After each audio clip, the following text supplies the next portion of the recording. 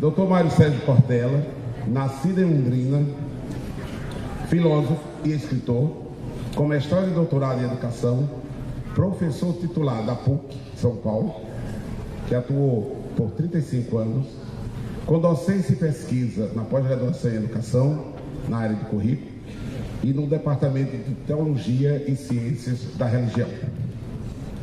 É professor convidado da Fundação Dom Cabral desde 1997. Foi secretário municipal de Educação de São Paulo. Com vocês, professor Dr. Mário Sérgio Cortella.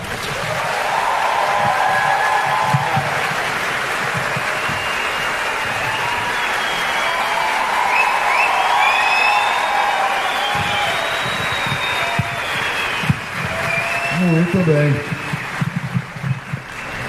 Satisfação imensa, tantos homens e mulheres aqui e fora, no saguão. Vocês sabem que nós somos aqui dentro 1.300 pessoas nesse belíssimo teatro e no saguão fora pelo menos mais 500 que, não podendo entrar, não desistiram e vieram me fazer esse afago que é não ir embora. E por isso, claro, me apraz, me agradece demais saber que eu, que sou da área de filosofia, né, de maneira geral, as pessoas acham que filósofo é alguém que não trabalha, né? Tanto que você nunca ouviu falar de greve de filósofo ou de sindicato de filósofo. É uma área que, se a gente parar de trabalhar, você nem percebe que a gente tinha começado, né? Além de filósofo, eu tenho uma outra atividade que não é considerada trabalho, eu sou professor. Quem dá aula aqui já ouviu a pergunta: professor, o senhor não trabalha, só dá aula, né?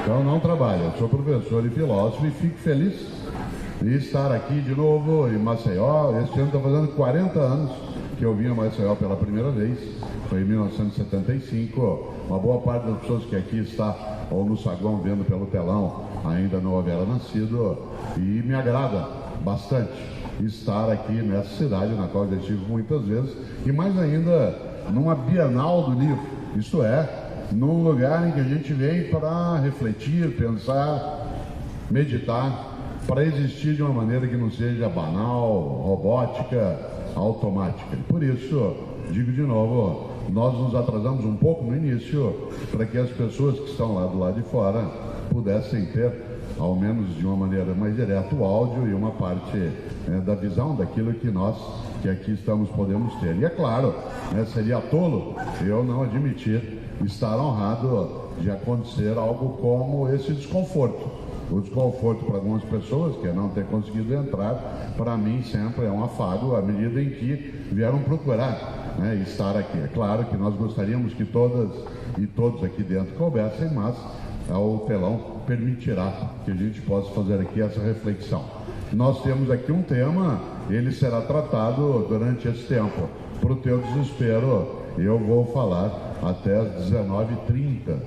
Por isso você tem 1 hora inteira de desespero. Afinal, é um filósofo trabalhando essas ideias e o tema é ética e convivência. Quando nós terminarmos, algumas pessoas gostam de ter livro autografado, e eu gosto de autografá-lo. Nós estamos numa Bienal. Quando nós terminarmos, eu sairei, vou até o camarim, especialmente que eu sou idoso, eu preciso ir ao banheiro, e depois de uns 10 minutos eu estarei no saguão aqui, no foyer, e se alguém tiver algum dos meus livros, eu com alegria nele algo escreverei. Sabe, algumas pessoas que eu tenho um hábito: cada um dos 27 livros que eu já escrevi, quando eu vou autografá-lo, além de colocar o teu nome e o meu, eu coloco sempre nele uma virtude. Uma virtude, é a mesma virtude para cada livro. Então, por exemplo, eu tenho um livro chamado Educação, Escola e Docência, da editora Cortez. Nele eu escrevo partilha. Eu tenho outro da editora Cortez chamado Escola e o Conhecimento. Nele eu escrevo esperança.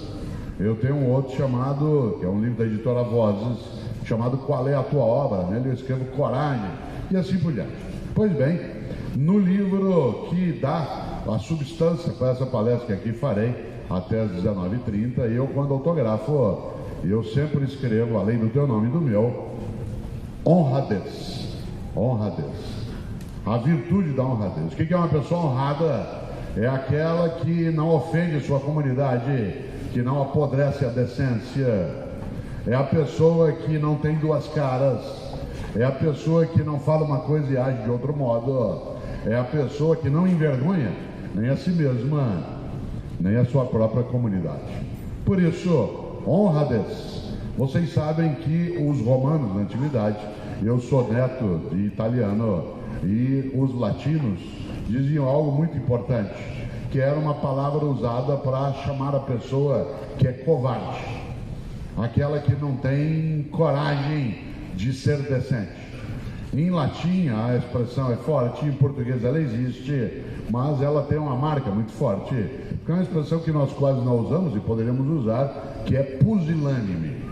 Pusilânime. O que é uma pessoa pusilânime? É uma pessoa fraca, é uma pessoa acovardada, é uma pessoa, por exemplo, preconceituosa.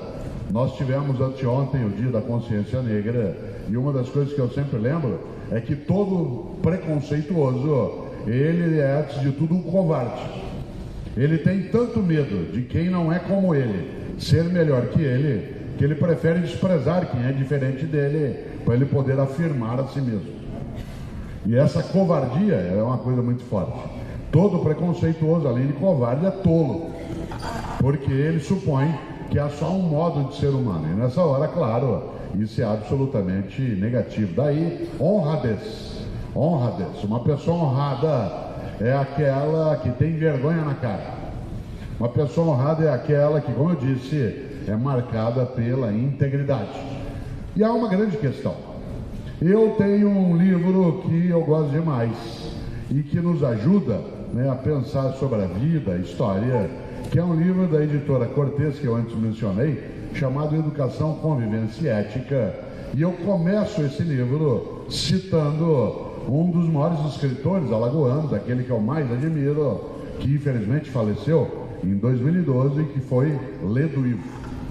Ledo Ivo, um homem estupendo, um dos que mereceu estar na Academia Brasileira de Letras, um homem que morreu, né, no dia 23 de dezembro de 2012, véspera de Natal. Estava ele em Sevilha, na Espanha, e morreu. Esse homem especial. Eu uso uma das frases, uma das ideias mais fortes do alagoano Ledo Ivo, um homem nascido em Maceió, para iniciar o livro da editora Cortez. E eu abro uma frase em que ele diz: o que sobra é a obra, o resto só sobra. Sabe que o verbo sossobrar, que é um verbo que vem do espanhol, significa o barco que vira de cabeça para baixo, fica emborcado. Olha que interessante, olha que frase forte de Ledo Ivo: o que sobra é a obra, o resto só sobra. E qual é a obra da qual se fala e se precisa pensar? Uma vida que não seja banal, fútil, superficial, indecente, tola. E nessa hora, essa reflexão sobre ética e convivência, ela passa exatamente por essa nova percepção. E me anima mais ainda algo estupendo. Em Maceió, numa noite de domingo, com tantas coisas boas para também se fazer, nós temos 1.300 pessoas aqui dentro, outras 500 que nos veem do lado de fora, que vieram para ouvir refletir sobre ética. Interessante isso. Eu não fui convidado para falar aqui sobre como vencer a qualquer custo, como dominar as outras pessoas, como fazer com que você tenha todo o poder. Ao contrário, às vezes me perguntam se eu acho que a ética, um país decente, uma vida social que tenha honradez, uma comunidade livre, se eu acredito, isto é, se eu tenho esperança. E quando alguém me pergunta se eu tenho esperança na vitória da ética saudável, eu costumo dizer, e às vezes essa pergunta é feita num espaço como esse, eu costumo dizer: olha a sua volta.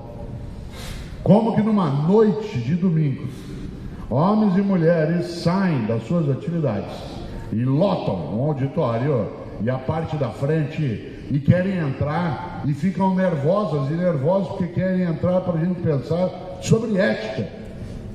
Se alguém tem alguma dúvida de que esse tema é importante, É só olhar em volta. Se alguém tem alguma dúvida da esperança possível, é só olhar em volta. E nessa hora, claro, é necessário que a gente constitua essa força que nos agrega para que a gente possa, de fato, defender uma vida decente, uma obra e uma existência que, como lembrou Ledo Ivo, o que sobra é a obra, o resto só sobra. Por isso, quando nós terminarmos aqui, como eu disse, às 19h30, aí eu saio, depois de 10 minutos estarei no foyer, no saguão ali, né, para autografar. Algumas pessoas gostam às vezes de tirar fotos. Há um fotógrafo que tirará a foto nossa o tempo todo e vai colocá-las hoje ainda no site da Bienal. Por isso, todas as pessoas que estiverem ali, né, na hora do autógrafo, que se for fotografar, você já vai achar tua foto hoje mesmo, né, no site da Bienal, ela lá estará. E eu também gosto de ser fotografado contigo, né, eu acho gostoso, né, quando alguém faz isso. A gente vai pedir apenas que se evite ao máximo que se faça o selfie, senão a gente vai travando. Se tiver muita gente na fila, para demais. Aliás, tira-se tanto selfie hoje que eu decidi quase montar uma empresa de self-service. Já imaginou? Seria uma coisa de empreendedor, né? Afinal de contas, Alagoas vem discutindo muito empreendedorismo, né? Podemos pensar numa empresa, né, de self-service. E olha que coisa boa. Por que eu estou dizendo isso? Que a gente gosta de sair bem na foto. E gostar de sair bem na foto teria que trazer como requisito para nós também sair bem na vida, sair bem na história, sair bem na comunidade. Olha que coisa interessante. Já houve um autor que definiu a ética como sendo a estética do lado de dentro. A ética como sendo a estética do lado de dentro. Tem sentido essa expressão. E eu venho me preocupando nos últimos tempos. Eu que nasci em Londrina, como o professor Heraldo aqui lembrou, né, eu nasci em Londrina, no norte do Paraná. Eu moro em São Paulo, na capital paulista, há 48 anos, mas eu sou o que se chama de VIP, que é vindo do interior do Paraná. Eu sou caipira. Quem nasce naquela região que eu nasci no Paraná, nós lá nos chamamos de pé vermelho, né, por causa da cor da terra. Mas eu estou em São Paulo, na capital paulista, há 48 anos, e é interessante porque uma das coisas que eu mais gosto é de lembrar uma frase caipira que não tem origem na história, que de vez em quando as pessoas colocam na internet como se fosse minha. A frase não é minha, gostaria eu de ter criado essa frase, mas ela é muito inteligente. E o caipira diz muito isso, e é verdade, acho que você já ouviu o que eu vou dizer. O mundo que nós vamos deixar para os nossos filhos depende muito dos filhos que nós vamos deixar para esse mundo. O mundo que nós vamos deixar para os nossos filhos depende muito dos filhos que nós vamos deixar para esse mundo. E que filhas e filhos nós estamos deixando? Isto é, quais são os valores de convivência e ética que essas novas gerações conosco carregam? Eu, quando me mudei para São Paulo, em 1967, quase ninguém aqui houvera nascido, e eu vim com a família, e uma das primeiras coisas que eu quis entender é porque que aquela cidade se chamava São Paulo. Eu não gosto de estar nos lugares sem saber qual é a origem das coisas. E é claro que eu fui procurar, e sabem muitas e muitos aqui, quem está no auditório ou no saguão agora nos vendo pelo telão, sabe muito bem que a cidade de São Paulo ganhou o nome porque ela foi fundada no dia 25 de janeiro. E o dia 25 de janeiro, na crença dos cristãos, é o dia em que um judeu chamado Saul, que era um inimigo, né, da religião cristã, ele aderiu à mensagem cristã. É interessante porque esse homem, na crença dos cristãos, Saul, outros falam Saulo, mas o nome original é Saul, ele voltava, né, no relato cristão, voltava de Jerusalém em direção a Damasco, na atual Síria, essa Síria conturbada, e no caminho, ele que estava voltando de perseguição aos cristãos, o cavalo que ele estava, o sol bateu muito forte, o cavalo empinou e ele caiu. Caiu e mordeu o pó. Tem gente que tem que morder o chão para entender algumas coisas. Tem gente que tem que cair do cavalo para entender melhor as coisas. E aí ele caiu, ficou momentaneamente cego por causa da luz solar. Aliás, algumas pessoas têm que ficar um pouco cegas para poder enxergar melhor. E aí, naquele momento, segundo a crença cristã, esse homem, Saul, decidiu que ele ia aderir à mensagem do cristianismo. E ele passa, portanto, a ser um discípulo. Interessante, para ele aprender a ser humilde, o nome dele foi mudado. E ele então deixou de se chamar Saul e recebeu o nome latino de Paulus. Não sei se sabem, acho que sim, mas Paulus em latim significa pequeno. A expressão Paulus em latim significa pequeno. Esse homem, a partir daí, passou a escrever cartas sobre ética. Cartas sobre ética. Carta ao povo da cidade de Corinto, de Roma, de Tessalônica, de Filipo. Essas cartas os cristãos chamam de epístolas também. E é interessante porque todas as cartas de Paulo tratam do tema ética. Isto é, como é que a comunidade tem que se conduzir na vida. Para ser uma comunidade decente, como é que a gente vive junto? Ética e convivência. Seja você ou eu cristão ou não, essa é uma decisão individual. As cartas são muito fortes. Afinal, elas tratam de como é que a gente é honrado. Paulo escreveu várias delas. Algumas pessoas talvez não saibam, aliás, só por curiosidade, as cartas de Paulo foram escritas antes dos evangelhos. Embora na Bíblia dos cristãos os evangelhos venham antes, na distribuição gráfica do tempo histórico, as cartas de Paulo, algumas delas são 50, 60 anos anteriores aos evangelhos. Pois bem, a carta de Paulo que eu mais gosto é uma carta que ele escreveu ao povo da cidade de Corinto. Paulo escreveu 2 cartas ao povo da cidade de Corinto, mas na primeira carta dele aos Coríntios, que aliás acaba de vencer o São Paulo por 6-1. Vocês imaginem, eu não sou corintiano, mas eu me animo com essa ideia do Corinthians comemorar o título dentro de casa, vencendo um time do porte de São Paulo por 6-1. É uma vitória estupenda. E eu, como santista, fico feliz que o São Paulo desce na tabela, né? E o Santos pode subir um pouco no jogo que vai ter daqui a pouco. Olha que coisa interessante. Pode parecer brincadeira isso, mas o time do Corinthians tem esse nome por causa da cidade de Corinto. Muita gente que talvez não saiba, mas a cidade de Corinto inspirou um time britânico. E esse time britânico veio visitar o Brasil no início do século XX, e aí se formou um time também no Brasil que tivesse o mesmo nome. E o curioso é que na primeira carta de Paulo aos Coríntios, há algo que você e eu não podemos esquecer quando a gente pensa em ética e convivência. Paulo escreveu, se tiver uma Bíblia cristã, dê uma olhada um dia, vale a pena.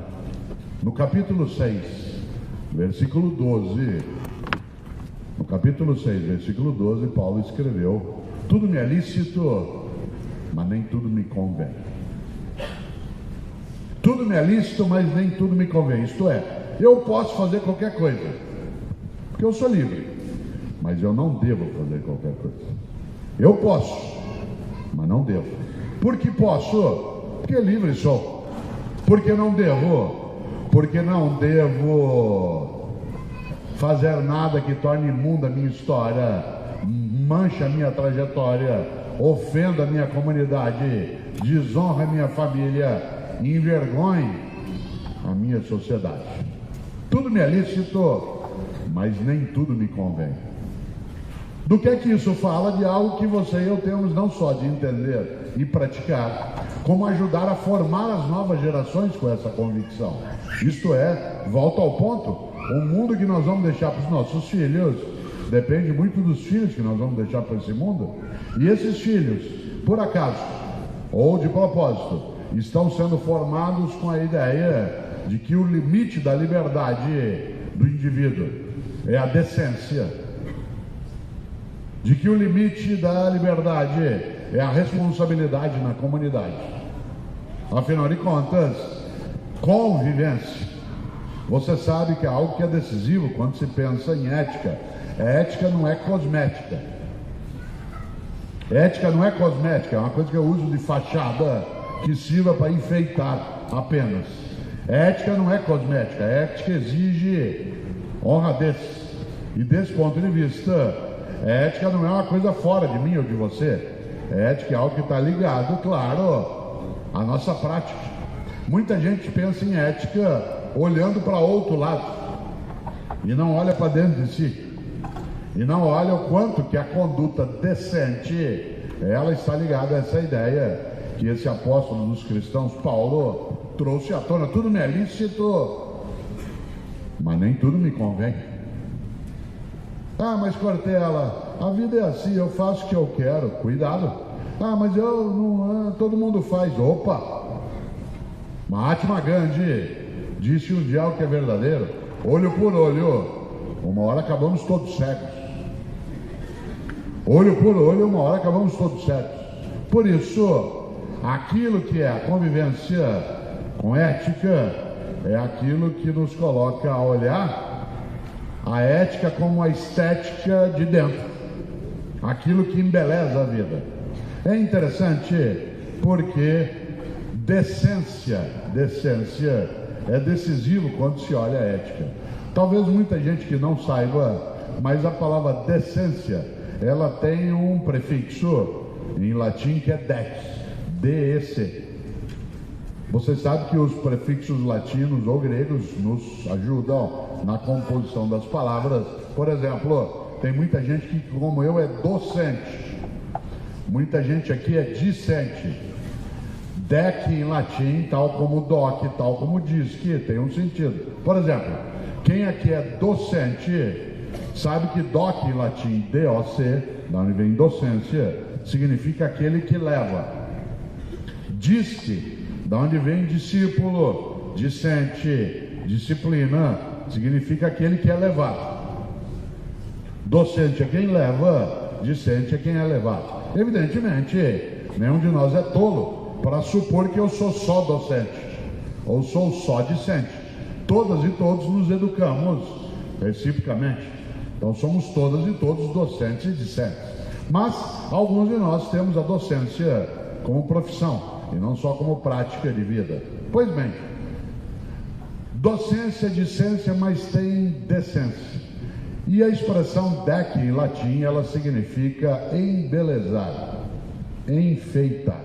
Quando você decora um ambiente, quando você decora um espaço, você está enfeitando, embelezando. Por isso, dec é enfeitar, embelezar. O que é uma pessoa decente? É aquela que enfeita. O que é uma pessoa indecente? É aquela que enfeia. Lembra quando você era criança que a tua avó dizia que coisa feia, menino? Claro que ela não estava falando de estética, ela estava falando de ética. Que coisa feia, menino? Ela não estava falando do lado de fora, estava falando do lado de dentro.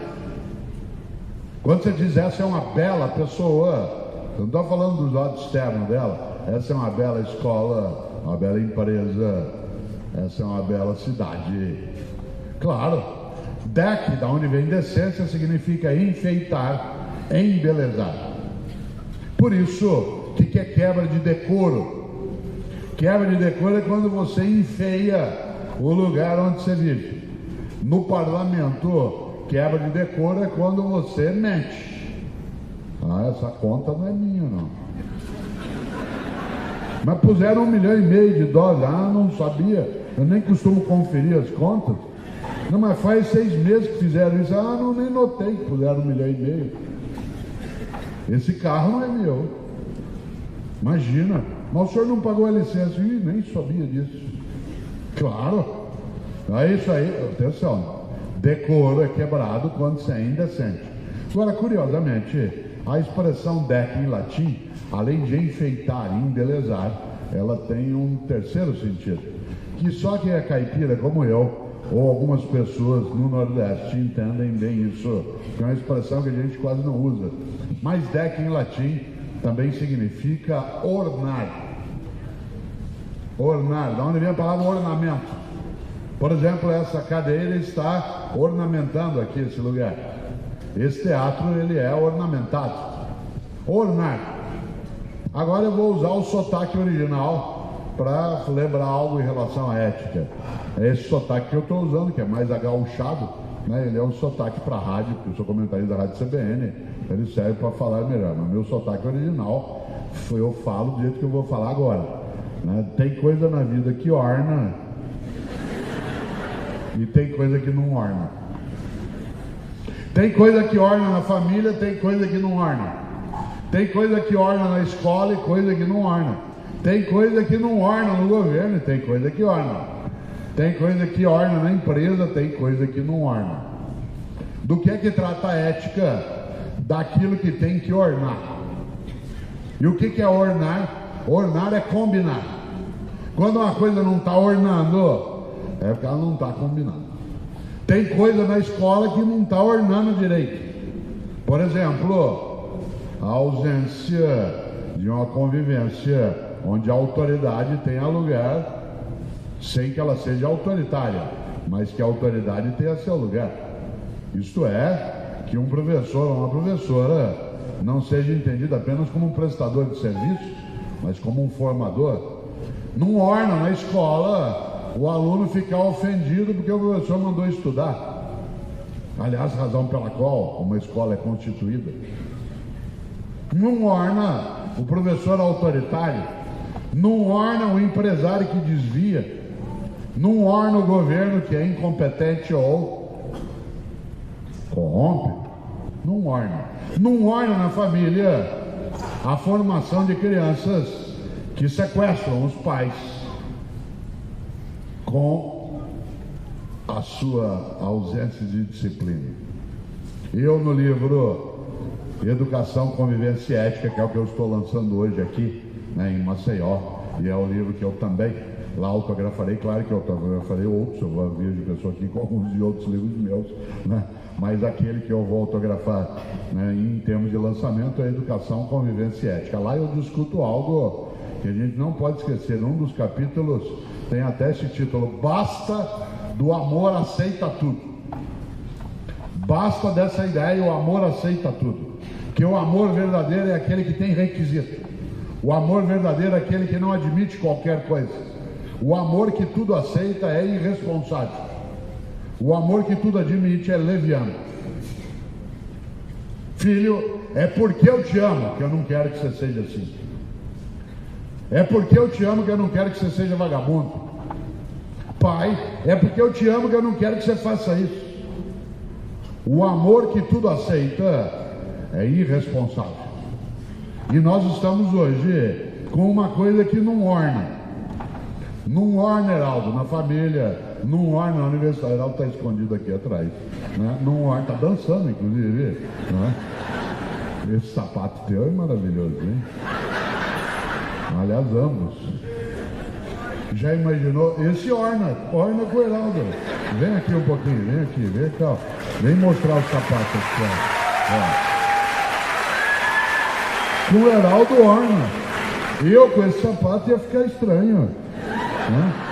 Só porque você é pernambucano que você usa esse sapato. Olha que coisa boa. O que é aquilo que orna? Aquilo que combina. Tem coisa que orna na vida, no governo, no trabalho. Por exemplo, coisa que não orna na formação das gerações.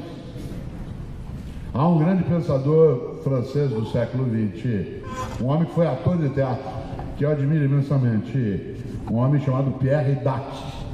Pierre Dac, D-A-C é o sobrenome, Dac. Pierre Dac dizia: o futuro é o passado em preparação.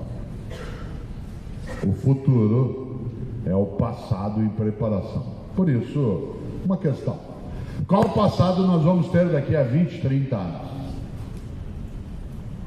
Qual é o passado que nós vamos deixar daqui a 20, 30 anos? Desta geração de homens e mulheres, aqui no teatro ou no saguão pelo telão, vai deixar qual o passado? Qual é a nossa obra? Qual é o nosso legado? Será que o passado que nós vamos ter daqui a 20, 30 anos vai nos honrar? Dele nós vamos nos orgulhar ou vamos ter vergonha de nos termos acovardado na formação das novas gerações? Eu estava outro dia em São Paulo, onde eu moro, chegando de Belo Horizonte, no aeroporto de Congonhas. E aí, como acontece comigo quase todo dia, aí eu fui até o local onde fica carrinhos de bagagem. E quando eu fui pegar um carrinho de bagagem, que eu fui puxá-lo, ao meu lado chegou um pai. com um menino de uns 10 anos de idade. E o pai puxou o carrinho, o menino olhou para o pai e falou: não quero esse carrinho. E eu olhei e falei: nossa, coisa estranha. O pai falou: mas esse carrinho é igual aos outros. O menino gritou: não quero esse carrinho. Eu falei: eu vou parar aqui que isso aqui dá um livro novo, né? Aliás, eu mesmo, é o Educação, Convivência e Ética, é esse que eu estou lançando. Aí o pai falou: mas filho, esse carrinho é igual aos outros? Ele falou: eu não quero esse carrinho. O pai guardou o carrinho de bagagem que estava pegando, pegou o que o menino queria. Meu Deus do céu, esse menino aos 10 anos de idade já está tornando a família dele refém.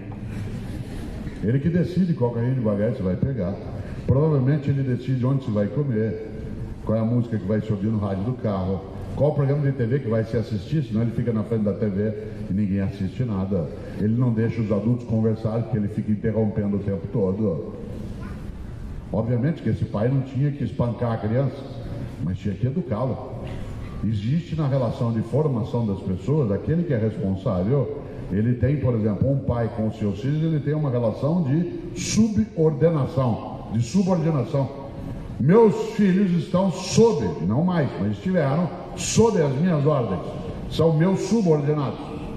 Meus netos, eles não têm subordinação comigo, porque tem com os pais deles, mas quando os pais transferem, eles estão a mim subordinados. Domingo passado eu estava em Florianópolis, onde mora uma das minhas filhas, e eu estava lá com 2 dos meus netos, e ela tinha saído e falou: pai, cuida deles. Com alegria, eu falei. Uma hora, Ana Luísa, que tem 2 anos e meio, resolveu fazer birra. Eu falei: você sente e cale. Ela olhou para mim e resolveu que ela ia obedecer, não por conta, claro, apenas de eu ser, né, alguém maior do que ela, porque eu não ia fazer nada que a ferisse fisicamente, né, mas para ela entender que ela estava sob as minhas ordens. E nessa hora, claro, há pais e mães que abrem a mão e dizem: interessante. Por exemplo, o pai que pega o carrinho. Você já imaginou? Eu conto algo no livro Educação, Convivência e Ética, que outro dia eu até falei num programa e colocaram na internet. Eu estava com minha mulher o ano retrasado, em Salvador, chegando da Praia do Forte, onde eu fui fazer uma palestra, e ela também. E aí nós fomos pegar um avião em Salvador, chegamos no aeroporto, era a hora do almoço e decidimos almoçar antes de pegar o voo para São Paulo. Estávamos sentados almoçando, de repente, chegou uma senhora de uns 30 e poucos anos com uma menininha de uns 6 anos de idade, belíssima, mas uma criança absolutamente infernal. Aquela menina não tinha hormônio, devia ter demônio. Ela gritava, ela corria, ela derrubava coisa, ela puxava a cadeira, ela derrubava refrigerante, ela pegava um tablet e punha uma música insuportável. Ninguém conseguia comer em volta no restaurante. Eu, como educador que sou, levantei. Fui até a mãe e disse: minha senhora, essa criança é sua. Ela disse: é. Eu disse: leve-a. Ela disse: como? Eu falei: leve-a. Ela disse: ué, por quê?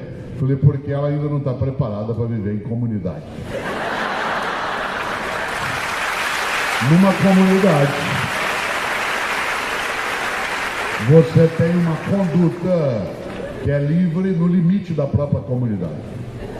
Ela falou: ué, mas por quê? Eu falei: porque ela não está ainda preparada para viver em comunidade, porque ela acha que ela faz o que ela quer. E como ela é uma criança belíssima, que poderá ser uma belíssima pessoa, ela hoje é uma criança mal educada, e ela é mal educada porque a senhora é uma má educadora. Ela disse: o que o senhor tem com isso? Eu disse: com a senhora nada, com essa criança sim, porque ela vai crescer. E eu não quero que ela cresça torta e nem que ela construa parte da vida num país onde eu vivo e também os meus filhos e netos vivem, em que ela vai achar que a regra é ela fazer o que ela quer. Porque depois isso vai trazer transtorno para nós. Por isso, salve tua criança, eduque-a, leve-a para casa, mas ela vai chorar. Eu falei, então, chore em casa. Não bata, não coloque num quarto escuro, não machuque, mas ela tem que entender que os atos têm responsabilidades e ela não pode fazer o que ela quiser. Não nessa idade que ela já está. Ela tem que entender, disse eu, que desejos não são direitos. Atenção, muita gente hoje de várias idades confunde desejos com direitos. Isto é, eu quero, você tem que me dar. Você deu, é pouco, quero mais. E se você não me der, você vai ver. Opa, nós estamos formando uma geração e nos formando com ela, na qual se confunde desejo com direito. E se eu confundo desejo com direito, eu começo a achar que se eu quero, eu tenho de ter. E se eu não conseguir, eu tomo. E se eu não puder, eu roubo. E se não der, eu corrompo. E desejos não são direitos. E eu disse à senhora, tua menina é tão bonita, mas leve-a e forme-a para ela viver em comunidade. A senhora não pode fazer isso. Ela disse, por que o senhor sabe que eu sou uma mala educadora? Eu disse, pelo modo como a senhora chegou aqui agora com ela. Porque a senhora, ao chegar com ela para comer, em vez da senhora dizer o que diz um adulto com uma criança, sobre a qual a senhora tem autoridade, e diz a ela de forma carinhosa, mas firme, filhinha, sente-se. A senhora disse, filhinha, onde você quer sentar? O que você quer comer? O que você quer beber? Onde você quer ir depois? E a senhora foi ficando cada vez menor e ela foi crescendo. Essa menina, quando eu encontrar com ela mais adiante, eu corro o risco dela ser minha aluna. Parte dessas crianças chegam para nós e nos ofendem. Você manda ela fazer uma tarefa, ela reage. Você fala para ela que ela tem que ficar quieta enquanto você está trabalhando, todo mundo. E se bobear, ela joga uma carteira em cima de você. Nós estamos ouvindo cada vez mais falar de violência dentro da escola. A escola não é imune a também mexer com isso, mas é porque o único adulto, às vezes, que dá ordem com uma criança é a professora. A professora, cadê o material? Guarda esse celular, fez a tarefa. E aí, como ele está acostumado que desejos são direitos, ele parte para cima. Claro, perigoso para nós, não é só fisicamente. Uma parte de quem é docente, não é o caso, que só dou aula para a universidade, mas quem lida com a educação básica está esgotado. Você gasta uma parte do teu tempo tentando organizar a disciplina e só um tempinho pequeno que sobra para você ensinar. O resto é como é que faz para ficar quieto, como é que faz para prestar atenção, como é que faz para um ambiente de trabalho ser um ambiente de trabalho. Claro. Outro dia um pai foi me visitar na universidade, conversar comigo. Eu nunca imaginei que alguém na universidade, o pai viesse falar comigo. E o pai veio. Falou, professor, por favor, o senhor pode me atender? Eu falei, claro. Sabe o que é? O senhor reprovou o meu filho. Eu disse, qual é o nome do seu filho? Ele disse, eu olhei e falei, não, eu não reprovei seu filho é que se reprovou. Ele falou, por quê? Foi porque seu filho foi reprovado por falta, e para ser reprovado por falta tem que faltar. Como foi ele que faltou e eu estava aqui? Então não posso ter reprovado, ele reprovou a si mesmo. O pai falou, hã? Então, tem mais uma coisa, claro que foi ele que se reprovou. Dizia porque eu só posso anotar uma falta de alguém que falta. E eu só anotei porque ele faltou. Se eu tivesse anotado sem que ele tivesse faltado, isso seria estelionato. Portanto, eu só anotei. Ele falou, mas o senhor foi reprovado só por isso? Eu falei, não é só por isso, sabe o que é? Ele não fez o curso. Eu falei, não, mas só por isso? Eu falei, não, sabe o que é? Quando ele sair daqui, ele vai receber um certificado, um diploma, que nós estamos atestando para a sociedade que essa pessoa é apta para desempenhar essa função na comunidade. Pedagogo, economista, engenheiro, médico, advogado, fonoaudiólogo, nós estamos atestando. E junto com esse atestado eu estou chancelando que ele é apto para fazer naquele conteúdo que eu ensinei. Como ele não veio, aí o pai disse aquela clássica frase, mas não dá para dar um jeitinho.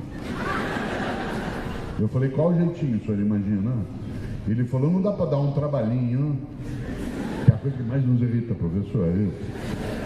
Eu falei, mas o senhor está supondo que 15 semanas 3 horas de aula, e cada uma delas pode ser substituída por um trabalhinho. Se pudesse, a gente não daria as 15 semanas, a gente dava só o trabalhinho. E eles voltavam 15 semanas depois para buscar o resultado. Ele falou: o senhor não pode dar uma chance para ele? Eu falei: está dado, ele vai fazer o curso. Um menino que tem o pai, que tem essa perspectiva.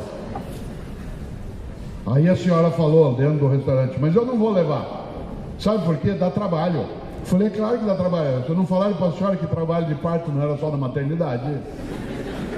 E ela falou: mas porque eu não sei, eu não vou levar. Eu falei: a senhora que sabe. Ele dá muito trabalho. Ela falou: eu sei, a senhora nunca viu. Na hora, como diz o ratinho, na hora de virar o zoinho, tudo bem. Mas na hora de cuidar, a senhora não quer cuidar. Ela falou: eu vou levar, mas é só porque eu quero. Eu falei: tá bom. Ela saiu. Claro que a comunidade ficou aplaudindo, né? Do que eu estava falando ali? Uma coisa que não orna. Não orna. Não orna a ideia, essa ideia.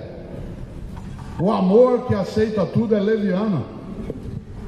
Meus filhos me amam e por isso não aceitam qualquer coisa de mim. Todos eles se juntaram. Falou: pai, você engordou muito esse ano.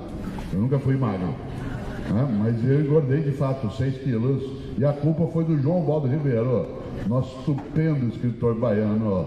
Ele faleceu e eu estava no enterro dele e fiquei chocado porque eu olhei e falei para minha mulher, a Cláudia: olha aqui, o João Baldo está aqui, ó, fazia 20 anos que ele não tomava uma cachaça, 20 anos que ele não comia uma acarajé, 20 anos que ele não comia gordura. Sepultaram um cadáver saudável. Então, e eu fiquei tão abalado com a ideia de ser sepultado saudável, que eu perdi o prumo um pouco, Heraldo, já imaginou? Claro. Aí minha mulher, que não é tola, falou: o problema não é se é sepultado saudável ou não, é que se você continuar bobeando, você vai antecipar a ideia de ser cadáver. Então essa é a questão. Claro. Mas o que meus filhos falam? pai, a gente ama, a gente não quer que você perca o prumo. Você está voltando a andar, porque embora eu seja obeso, eu não sou sedentário, eu ando todo dia. Eu falei: sim, estou voltando. Claro, é porque eu te amo, que eu não quero que você seja assim. É porque eu amo meu país, que eu não quero que ele seja como ele é. É porque eu acho que a coisa pública, ela não é aquela que não é de ninguém, mas aquela que é de todo mundo. A coisa pública não é que não é de ninguém, é que é de todo mundo. Não orna na família, não orna a subordinação àquilo que a gente tem que tomar. Olha que coisa. Esse livro que você está em mãos, que outros têm, que é o Não Se Desespere, né? Aliás, quando eu vou autografar, eu escrevo sempre nele: alento, alento. Quem faz o prefácio dele é o Pedro, meu filho mais novo, que tem 33 anos. E o Pedro, ele ontem, anteontem, almocei com ele, né? E ele dizia: pai, você tomou já 2 taças de vinho, chega. Eu falei: você não manda em mim. Ele disse: eu te amo. Eu disse: e o que tem uma coisa a ver com a outra? Ele falou: você não precisa tomar mais do que 2 taças. Eu disse: você está certo. Claro. Qual o dia que eu vou ficar desesperado? No dia que ele não se importar mais. É porque eu te amo que eu não quero que você faça isso. É porque eu te amo que eu não quero que você seja vagabundo. É porque eu amo a minha cidade que eu não quero que ela apodreça a convivência.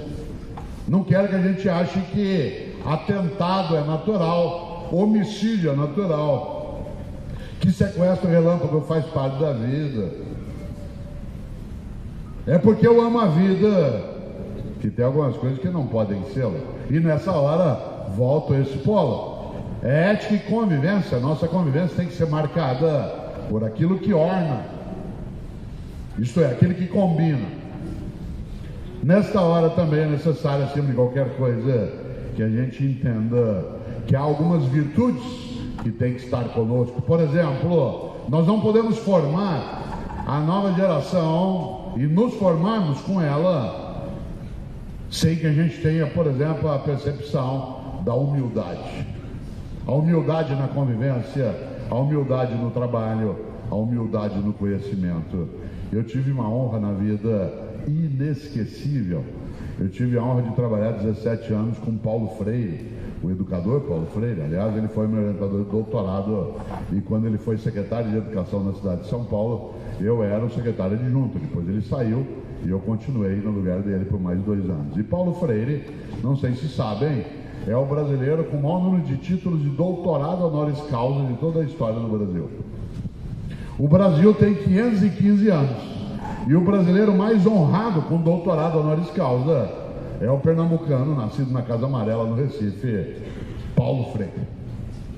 Aliás, quando ele morreu em 1997, ele já houvera recebido 36 títulos de doutorado honoris causa por Harvard, Princeton, Cambridge, Oxford, Bolonha, Paris 4, Massachusetts. Ele recebeu mais 5 pós-mortem. Paulo Freire sozinho tem mais títulos de doutorado que os 2 brasileiros que vêm depois dele juntos. E olha que quem vem depois de Paulo Freire é muito bom. Mas Paulo Freire tem 41 títulos de doutorado honoris causa. E olha que ele era advogado, hein? Muita gente acha que Paulo Freire era pedagogo, mas ele era advogado, o que significa que alguns advogados ainda têm salvação. Ela já pensou? E é interessante que eu sou pai de advogada.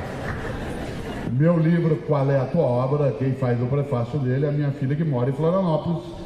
Ela é advogada criminalista, Ana Carolina, que a gente chama de Carol. Parênteses, ela no prefácio conta uma coisa incrível. Nesse livro, quando eu autografo, eu escrevo coragem.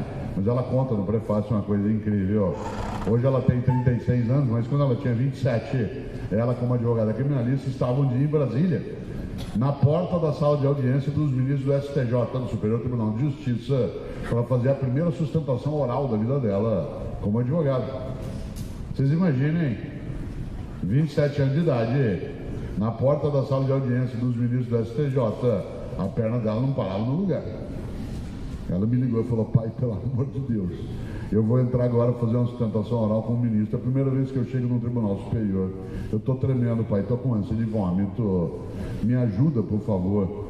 Me ajuda, pai. Como é que eu faço para ser segura como você? Eu disse: espere 30 anos. Porque há uma virtude para quem quer construir vida, decência, chamada paciência. Paciência não é lerdeza. Paciência é a capacidade de maturar as coisas. Paciência é a capacidade de refletir sobre o que se faz. A pior coisa que existe na vida é você ter uma vida robótica, automática, banal, irrefletida, alienada. Claro! Há um grande gaúcho que você conhece, chamado Aparício Torelli, você que também é gaúcho, que apelidou-se mesmo de Barão de Itararé. Talvez tenha nascido em Rio Grande, não é certo? Ele tem uma frase que parece óbvia e não é. Torelli dizia: a única coisa que você leva da vida é a vida que você leva. A única coisa que você leva da vida é a vida que você leva. E que vida levo eu? Que vida leva tu em relação àquilo que é a nossa condição de não ter uma vida que seja banal, fútil. E é claro, vocês imaginem, paciência. Paciência não é lerdeza. Paciência para escrever, para refletir, para pensar, para fazer um país decente. Por exemplo, eu estou vivendo em 2015 uma alegria cívica imensa no nosso país, porque o podre está vindo à tona e ele estava escondido. Democracia, imprensa livre, plataformas digitais, aquilo que gangrenava a nação, que produziu uma hemorragia da nossa condição, está vindo à tona. O jovem, a jovem hoje tem que entender que não estamos vivendo a sujeira, mas a expressão da limpeza e o vir à tona da sujeira. Como dizia o juiz do Supremo norte-americano, o sol é o melhor detergente.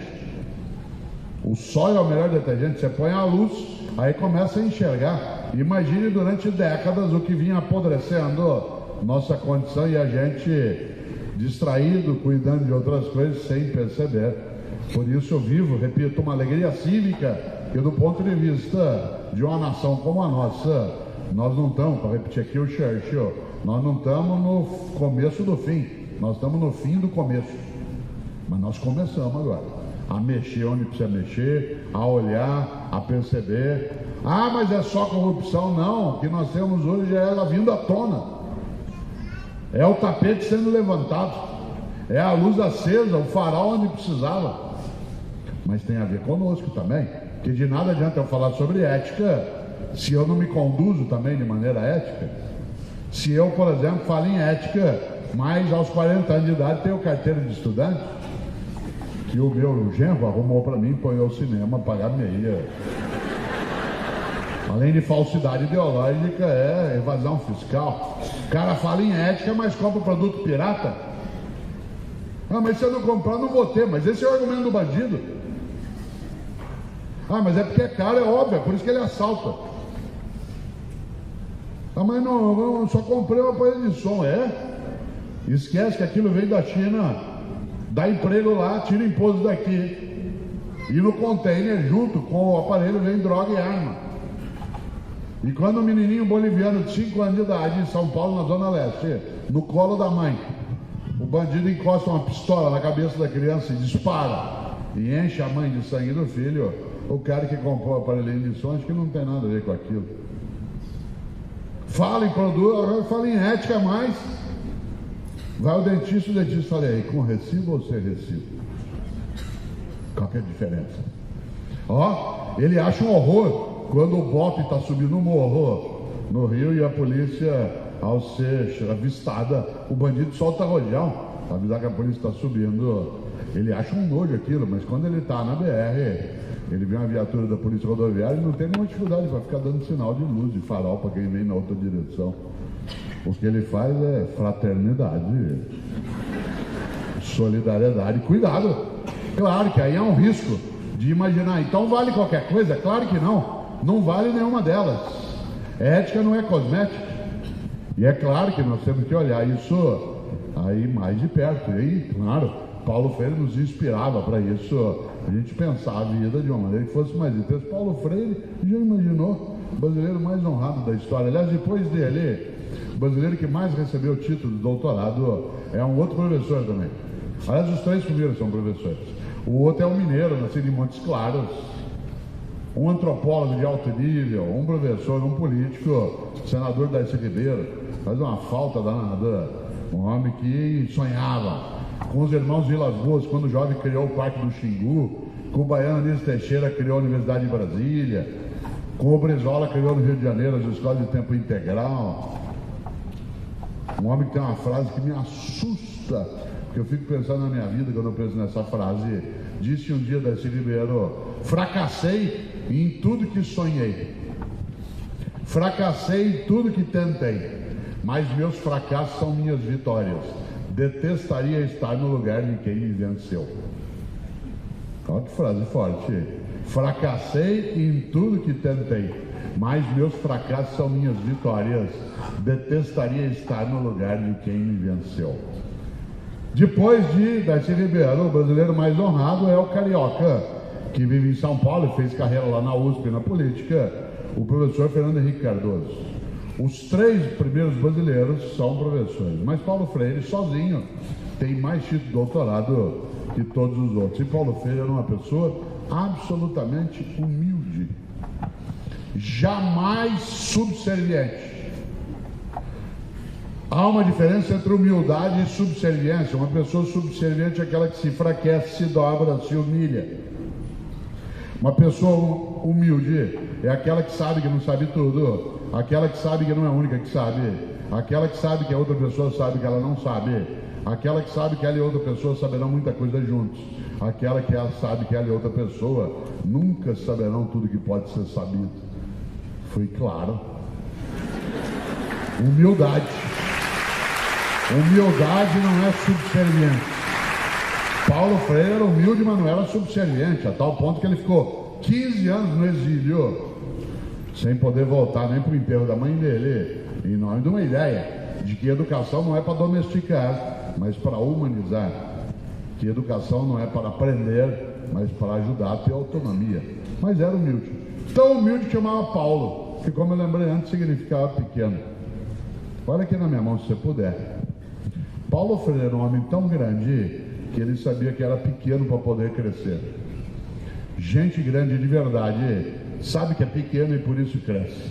Gente muito pequena acha que já é grande E a única maneira dela crescer é se ela baixar outra pessoa. Digo de novo, gente grande de verdade sabe que é pequena e por isso cresce. Gente muito pequena acha que já é grande e a única maneira dela crescer é se ela diminuir outra pessoa. Quem entre nós se supuser grande o suficiente, pequeno continuará. A única maneira de crescer é saber-se pequeno ainda. E nesta hora, a humildade, ela é decisiva quando a gente pensa em ética e convivência. Humildade para entender que nós ainda não aprendemos direito a lidar com essa nova geração. Humildade para olhar o que praticamos à nossa volta. Humildade, inclusive, na nossa conduta em relação às pessoas que são diferentes de nós. Por isso, ética e convivência supõe algo decisivo para você e para mim, que é a nossa capacidade de fazer com que a vida possa ornar. Ornar com a decência, ornar com a saudabilidade, ornar com aquilo que é a formação nossa e de outros, que não degradem o nosso dia a dia. Para isso, claro, precisa coragem. Coragem. Coragem não é ausência de medo. Coragem é capacidade de enfrentar o medo. Gente que diz que não tem medo não é corajosa, ela é inconsequente. Você só sobrevive no mar se você tiver medo de morrer afogado. Coragem não é ausência de medo. Coragem é capacidade de enfrentar o medo. Não confunda medo com pânico. Pânico é incapacidade de ação, medo é estado de alerta. Você tem medo de perder a saúde? Ainda bem, tome providência. Você tem medo do teu país não ser decente? Você tem medo do desvio ético? Que ótimo. Tem medo dos teus filhos não serem corretos? Que bom, tome providência. Humildade e coragem são decisivas nessa questão. A pessoa pusilânime, acovardada, ela não tem coragem de enfrentar os medos. E é claro que eu tenho medo e você também, e é necessário tê-lo, mas a coragem é o enfrentamento. Você tem medo de cachorro? Que bom, gente inteligente tem medo de cachorro. Você enfrenta, é coragem. Você tem medo de avião? Que bom, gente inteligente tem medo de avião. Você voa, é coragem. Eu sou consultor da Embraer em São José dos Campos. Lá eles têm um medo imenso que o avião caia. Eu também. É um bom sinal, eles tomam providência. Coragem, repito, não é ausência de medo. Você precisa ter coragem para ser educador, educadora, para ser pai ou mãe. Precisa ter coragem para ser decente. Ah, mas Cortella, a vida é assim, cuidado. Nosso país tem 5% de canalhas, só. 95% dos brasileiros levantam cedo na segunda-feira, pegam moto, carro, a pé, ônibus, trem, cavalo, o que for. Trabalha o dia inteiro, constrói a 8ª economia mais rica do planeta. Não rouba, não falseia, é pobre, mas é limpinho. Os 5% de canalhas conseguem duas coisas. A primeira, aterrorizar os outros 95, fazendo os 95 acharem que não tem alternativa.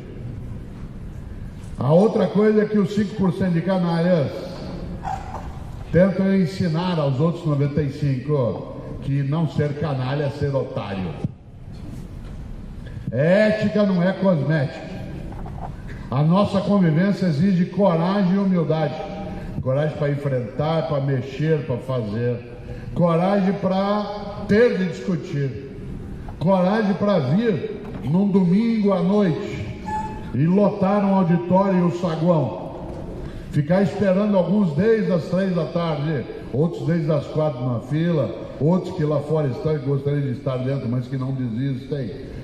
Coragem para não abandonar essa condição, coragem para não deixar as novas gerações, não admitir que eles achem que desejos são direitos, não criar uma geração folgada. Tem menino de 20 anos de idade que nunca lavou uma louça, nunca arrumou um quarto, não se forma por esforço. Não estou falando por sofrimento, é por esforço. Já imaginou? O Brasil é um dos 3 países do mundo que mais consome produtos digitais. Um dos 3 que mais consome produtos digitais. Tem mais celular no Brasil do que população. Mas nós somos o país de número 30 em posse de máquina de lavar louça. Nós somos o país de número 30 em propriedade de máquina de lavar louça. Sabe por que a gente não tem quase máquina de lavar louça? Porque alguém lava. Claro. Você já imaginou? Nesse auditório e fora, no saguão, aqui embaixo e em cima, está talvez a primeira geração que está sofrendo algo inédito. Uma geração que tem que cuidar de outras gerações além dela mesma. Por exemplo, nossos pais se cansaram, mas eles cuidavam deles e de nós até 17, 18 anos. Formou-se, cresceu, agora você se vira, papai te deu o que podia, que era educação. Aqui nesse auditório ou fora, tem gente que cuida de si, dos filhos e dos pais. Do pai idoso, do apoio de plano de saúde, do cuidador. Parte dessa geração aqui está esgotada. Esgotada. Não tem tempo, não cuida de si, porque tem que cuidar, e se bobear, cuida de 4 gerações, que às vezes cuida do neto também. Claro, a gente tem muito serviço, não, nós estamos com o trabalho mal repartido. Se o trabalho for melhor repartido, não pesa em cima de ninguém. Mas não, falta esforço. Um menino de 20 anos de idade nunca lavou uma louça. Cuidado, nós estamos formando uma geração fraca com risco. Se nós cuidamos dos filhos de nós e dos nossos pais, quando nós tivermos mais idade, quem de nós vai cuidar? Se nós formarmos gente que não cuida de si. Claro, prepare-se, o asilo São Vicente de Paula te aguarda. Já imaginou? Por isso, agora, 19 horas e 30 minutos desse domingo, já faz 1h10 que eu estou falando, e você nem notou ainda, mas eu já estou completando meu tempo de reflexão. Numa aula que não tem um debate, que nós somos muitos, mas como eu disse, quando aqui terminarmos, eu vou ali até o camarim ao banheiro e quem quiser lá à frente no saguão estarei, né, para que possa eventualmente ter um livro ou quer tirar uma foto. As fotos serão tiradas e, como disse, colocadas no site. Mas eu quero dizer mais 2 coisas antes de fechar. Paulo Freire dizia algo decisivo: humildade, paciência e esperança. Mas Paulo Freire dizia que é preciso ter esperança do verbo esperançar, porque tem gente que tem esperança do verbo esperar. E esperança do verbo esperar não é esperança, é espera. Eu espero que dê certo, espero que resolva, espero que aconteça. Isso não é esperança, é espera. Esperançar é ir atrás, é se juntar, é não desistir. Esperançar é ser capaz de continuar insistindo com amorosidade, mas exigência naquilo que faz com que as coisas de fato corrijam a rota que nós o fizemos, sem esmorecer. E lembrando de novo 2 coisas. Primeiro, o futuro é o passado em preparação. Segundo, o que sobra é a obra, o resto só sobra. E qual é a nossa obra do ponto de vista ético na constituição de uma sociedade que, sendo farta, não seja indecente?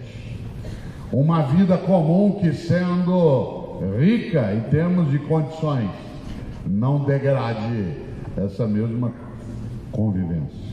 Nesta hora, quero terminar com 2 ideias. Mas, acima de qualquer coisa, antes de terminar, agradecer esta condição que aqui está. Você sentado ou sentado onde está, não faz ideia do que é um auditório lotado aqui fora, para pensar o tema ética e convivência. Você não faz ideia. Eu até vou pedir para você fazer uma coisa em 1 segundo. Levante e olhe em volta. Levanta agora e olhe em volta. Veja como um debate sobre ética em Salvador, em Recife, em Londrina e agora aqui em Maceió. O número de pessoas que vêm por uma reflexão. Aqui, fora daqui, se alguém perguntar, pode sentar, por favor. Se alguém perguntar se eu tenho esperança, eu digo, olhe em volta. Não porque nós estejamos salvos, não porque nós sejamos bons, porque para cá viemos, mas porque aqui está também um grupo de homens e mulheres que não se acovardou ou não se acovarda naquilo que tem que ser feito. Por isso, quero terminar agora sim com duas ideias. A primeira delas, de um homem que eu admiro imensamente, um homem que foi Nobel da Paz em 1952, um homem chamado Albert Schweitzer. Schweitzer, ele foi professor até 30 anos de idade na Áustria e na Alemanha. Aos 30 anos de idade ele achou que era pouco ser professor para ter uma vida com mais sentido e decidiu fazer medicina. Entrou, formou-se com 37 anos e foi embora para a África e ficou 50 anos no Gabão, meio século no Gabão, colocando a vida dele a serviço da decência. Aliás, só por curiosidade, quando Schweitzer morreu, o corpo dele está sepultado na Europa, mas o coração está no Gabão. O povo do Gabão pediu o coração dele para enterrar lá. Então só o coração está no Gabão e o resto do corpo está na Europa. E Schweitzer dizia: a tragédia não é quando um homem morre, a tragédia é aquilo que morre dentro de um homem enquanto ele ainda está vivo. Digo de novo, a tragédia não é quando um homem morre, a tragédia é aquilo que morre dentro de um homem enquanto ele ainda está vivo, porque o que sobra, como disse o Aladoano, é a obra, o resto só sobra. Última coisa, alguns olhos dizem, mas Cortella, ética e convivência é tarde. Esse livro, Educação, Convivência e Ética, tem na frente uma cinta em que a gente diz é melhor começar cedo antes que seja tarde. E nunca é tarde. E por isso eu quero terminar citando um homem que eu também admiro imensamente e que me ensina sempre, ele já faleceu, que nunca é tarde, que é Chico Xavier. Eu não sou espírita, não tenho nenhuma crença reencarnacionista, mas tenho uma admiração imensa por Chico Xavier, um homem santo. Se eu tivesse alguma autoridade sobre os católicos, pediria para santificá-lo, um homem que passou a vida cuidando de vida sem nenhum retorno a não ser honra. Chico Xavier, de acordo com os espíritos, diz algo, e é com isso que eu quero terminar agora, às 19 horas e 36 minutos desse domingo. Chico Xavier disse algo decisivo, e isso me anima imensamente, como disse, ao ver tantos lá no saguão, vendo pelo telão, e tantos outros aqui. Ele disse: embora ninguém possa voltar atrás e fazer um novo começo, qualquer um pode começar agora a fazer um novo fim. Olha só, embora ninguém possa voltar atrás e fazer um novo começo, qualquer um e qualquer uma pode começar agora a fazer um novo fim. E nós, no nosso país, na nossa família, na nossa comunidade, podemos até não fazer um novo começo, mas eu não tenho dúvida que cada um e cada uma de nós está auxiliando a construir, a fazer, a edificar e proteger aquilo que orna, que é um novo fim que nos dê honra, nos dê orgulho, nos dê satisfação, com humildade, coragem e paciência. Mas acima de tudo, lembrando, lê do livro, o que sobra é a obra, o resto só sobra. Obrigado.